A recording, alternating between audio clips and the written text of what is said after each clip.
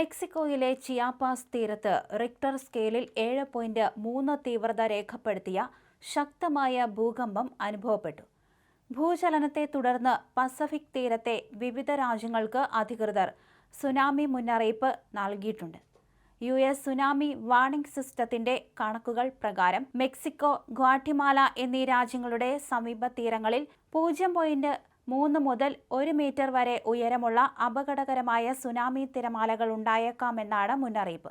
ഇതിനു പുറമെ Colombia, Costa Rica, Ecuador, El Salvador, അതുപോലെ നിക്കരാഗ്വ, പനാമ, പെറു, ഹോണ്ടുറാസ് എന്നീ രാജ്യങ്ങളുടെ തീരങ്ങളിൽ 0.3 മീറ്ററിൽ താഴെ മാത്രം ഉയരമുള്ള ചെറിയ തിരമാലകൾക്കും സാധ്യതയുണ്ട്.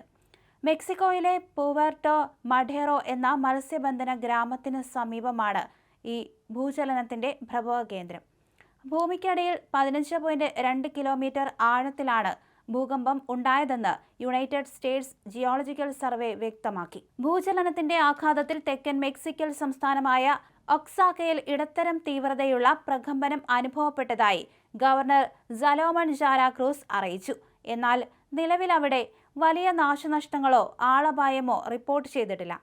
മെക്സിക്കോയ്ക്ക് പുറമെ അയൽ രാജ്യങ്ങളായ ഗ്വാട്ടിമാലയിലും എൽ സാൽവഡോറിലും ഭൂചലനം അനുഭവപ്പെട്ടിട്ടുണ്ട്. ഗ്വാട്ടിമാല സിറ്റിയിൽ കെട്ടിടങ്ങൾ ശക്തമായി കുലുങ്ങിയതിനെ തുടർന്ന് ജനങ്ങൾ പരിഭ്രാന്തരായി വീടുകളിൽ നിന്ന് പുറത്തേക്ക് ഓടി.